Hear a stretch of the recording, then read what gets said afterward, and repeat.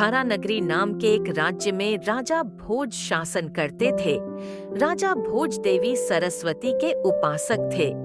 वे विद्वत्ता में विश्वास करते थे, ऐसी विद्वत्ता में नहीं जो किताबों में दबी रहती है, बल्कि ऐसी विद्वत्ता में जो मानव ज्ञान की सीमाओं को बढ़ाने के लिए प्रयास करती है। वे स्वयं भाषा और व्याकरण, काव्य, वास्तुकला आदि में पारंगत थे। एक बार लक्ष्मीधर नामक एक विद्वान अतिथि राजा भोज की राजधानी में आया। उस राज्य में अतिथि को ठहरने के लिए ना तो कोई जगह मिली और ना कोई घर मिला। ये कैसे हो सकता है कि एकमात्र आदमी के लिए इतने बड़े राज्य में कोई जगह ना मिले रहने के लिए?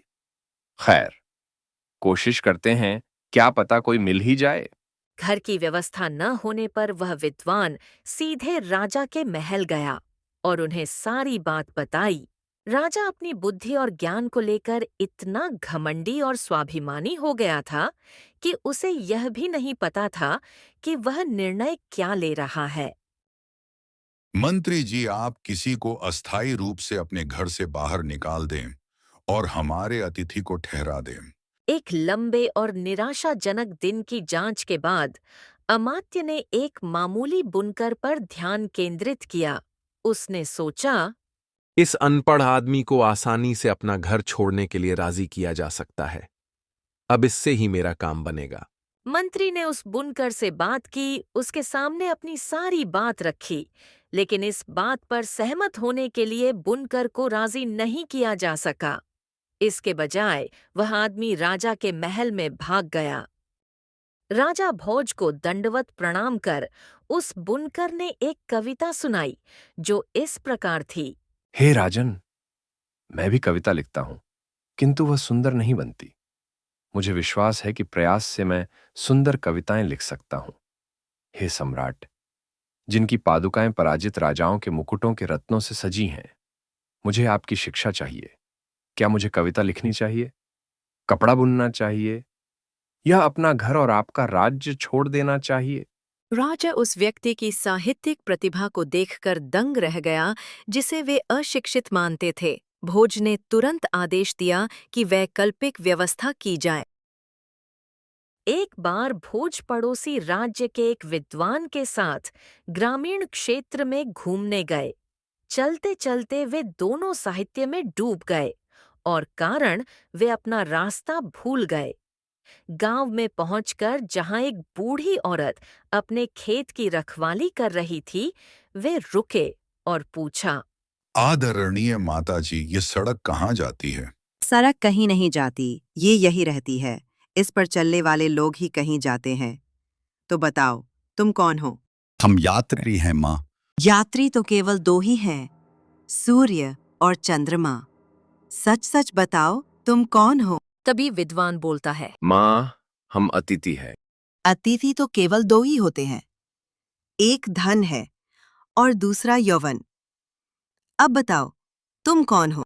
हम राजा हैं। क्या आपको हम राजा नहीं दिखते? राजा तो केवल दो ही होते हैं, एक इंद्र, देवताओं के राजा, और दूसरे तम, मृत्यु के देवता। अब बताओ, तुम कौन हो? राजा भोज और उनके साथी अब सचमुच आश्चर्यचकित हो गए। उन्होंने कहा, हम दोनों महान प्रतिभावान हैं। महान क्षमता वाले केवल दो ही हैं, एक पृथ्वी है, दूसरी महिला है, लेकिन आप उनमें से कोई भी नहीं। अब बताओ, तुम कौन हो? राजा भोज ने हताश होकर कहा, बहन, हम साधु हैं। आप तो मुझे साधु भी नहीं लगते। वैसे भी साधु तो दो ही हैं, एक है शील, दूसरा है संतोष। अब विद्वान ने साहस जुटाया और बोला, हम परदेसी हैं माँ, कोई स्थानीय लोग नहीं हैं। हम तो प्रवासी हैं। तुम परदेसी नहीं हो, केवल आत्मा और पेड़ का पत्ता ही परदेसी हो सकता है। अब बताओ, तुम कौन हो? राजा और विद्वान महिला के आश्चर्यजनक उत्तरों के सामने धीरे धीरे बोलने में असमर्थ होते जा रहे थे, लेकिन वे एक साधारण बूढ़ी महिला के साथ शब्दों के द्वंद्व में हार कैसे मान सकते थे? हम गरीब हैं माँ। इस दुनिया में सिर्फ दो ही बेचारे प्राणी हैं, एक तो वध के लिए पैदा हुआ मेमना है और दूसरी वो लड़की है जिसका विवाह कर दिया जाएगा। अब बताओ, तुम कौन हो? अब विद्वान की बारी थी कुछ कहने की। हम तो चतुर हैं, क्या आपको लगता नहीं देखने में? इस दुनिया में केवल 2 ही चतुर चीजें हैं, अनाज और पानी।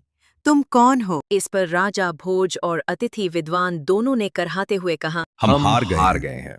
हम हम हार हार मानते मानते हैं। दुनिया में सिर्फ 2 ही लोग हारे हुए हैं। एक तो कर्ज में डूबा हुआ आदमी है, दूसरा एक गुणहीन लड़की का पिता है। तुम मुझे सच सच क्यों नहीं बताते कि तुम कौन हो? हम क्या कहें? सच तो ये है कि हम कुछ भी नहीं जानते। तुम ही सब कुछ जानती हो। यह कहते हुए बुढ़िया के चेहरे पर मुस्कान आ गई। फिर वह गंभीर हो गई।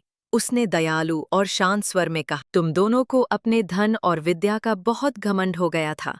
मैं शुरू से ही जानती थी कि तुम राजा भोज हो और वह तुम्हारे विद्वान अतिथि हैं। तुम्हें धरती पर वापस लाने का यही मेरा तरीका था। इस रास्ते पर चलो, यही वापस जाने का रास्ता है। बूढ़ी औरत जिसने उनकी अपनी गलतियों को पहचानने में उनकी मदद की थी। घर लौटते समय उन्हें बहुत कुछ सोचना था, जिसका उन दोनों को बहुत बड़ा सबक मिला।